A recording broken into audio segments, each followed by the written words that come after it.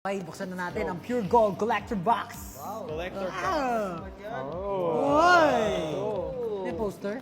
Ayun o. Uy, ang ganda naman ng enamel Nasa atin pin. ang panalo enamel pin. Limited edition, 500 pieces. Tapos may mga Pure Gold, ano to? Photo cards. Cards.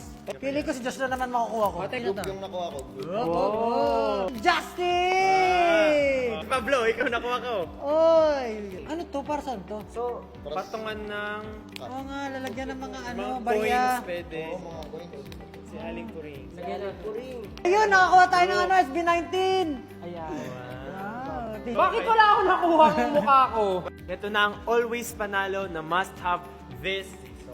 Be one of the 500 owners of the limited edition Pure Gold 2024 Collector Box. Saka ang saya lang nito kasi if you pulled out a golden duo or a group card, may chance ka to enter the raffle for the collector Uy, box. so pwede tayo sumali. Siyempre, may complete decks of photo card, limited edition na enamel pin, ayan, si Aling Puring.